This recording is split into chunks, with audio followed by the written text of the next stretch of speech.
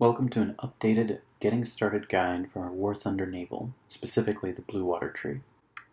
For this video, I'm assuming you know little to nothing about War Thunder in general, so if you're a seasoned player, this video may be a bit dry for you. If you're already familiar with War Thunder in your ships, but are looking for tips and a match breakdown, check out parts 2 and 3 of this series. As of 2021, large ships and coastal vessels have been divided into distinct research trees.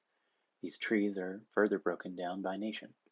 As I already have a guide that introduces battles and coastal fleets, this video will focus on destroyers and up, which you can find under the Blue Water Fleet tab in the research tree for your nation of choice. In this video, we'll be looking at the British Reserve lineup, specifically the HMS Vega. The Vega has a fast rate of fire, which makes it much easier to get used to aiming and leading your target. Here we can see that the Vega is at the very beginning of the British research tree. In order to unlock the other destroyers, we'll need to play a few games with it. Before jumping into a match, one of the most important considerations is your lineup. This is the collection of vehicles that you'll be able to use in a match. In Naval, you can bring vessels and aircraft. However, the aircraft will require that you earn points by completing objectives and destroying opponents. As we can see in this lineup, the Vega has a 3.7 battle rating. However, the MTB and the Nimrod are both plain reserve vessels with a 1.0 rating. Having smaller vessels like the PT boat will give us an option to spawn in other locations that are closer to the capture zones, which can really turn the tide on a match. If you don't bring any planes, you'll have to use the random fighters or bombers provided in the match. Battle rating refers to a vehicle's effectiveness in matches, generally determined by player stats and is updated periodically. When the matchmaker tries to find games for you, it'll look for matches that are up to one full rating up or down of the highest vehicle in your lineup. For this reason, it's ideal to keep your vehicles as close in rating as possible to each other.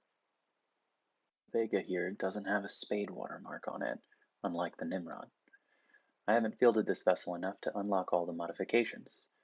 This means that in the next game, we'll not only be researching the next vessel in the tech tree, but we'll also be improving the condition and modifications on this ship. Once you've created your lineup, select a game mode from under the To Battle icon. I would suggest starting in Arcade, and then consider Realistic as a way to increase the difficulty. Be aware that your first couple matches will likely be with bots.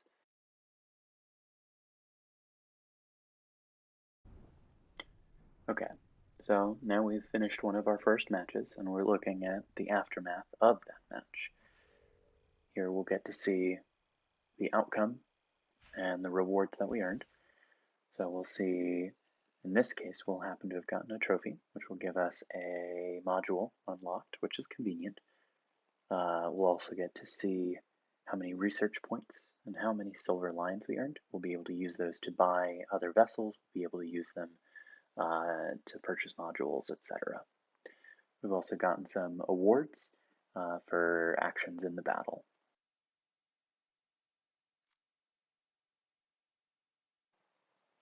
Here we can see that we finished researching the next destroyer in the lineup, so we'll be able to use it to extend the lineup. However, if we do add it, it will bump us up to 4.0. Now that we've finished researching our last vehicle, we'll have to pick what the next vessel is that we would like to research. So these will be highlighted here. We'll go ahead and put this into the Eskimo. So we'll select the research option. And then we'll have the opportunity to invest the research points into the different modifications for the Vega. So these are improvements to the vessel. So because we won our last match, we got quite a few points, so we're going to get quite a few modules here. This definitely gets a little bit slower as you progress. But generally speaking, you can pick some of the lower tier modules, and then once you finish a module, it will actually give you bonus research. So you can see that it's giving us a couple hundred for finishing each tier, which is nice. It's roughly half the cost of any one particular module.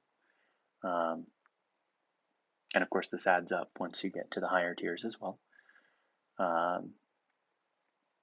So each of these modules are differentially important. Some of the later ones can really be helpful. All right, there you go. Since we added the CalPIT to our lineup, it now means that we'll actually be at 4.0. So if we were to go to a match now, there's a possibility we might get tiered all the way up to 5.0. So sometimes, even with the new ship, you may be better off without adding it to your lineup. As tempting as it is to jump right into a match, I'd strongly recommend using the Test Sail option. It will allow you to try out the features on your ship in a safe area, and is a great way to get used to your gun arcs, maneuverability, and controls. Be sure to check this out in more detail in Part 2. If you've already gotten familiar with your ship and want to see a match breakdown, check out Part 3 of this series. And with that, happy sailing, Captains.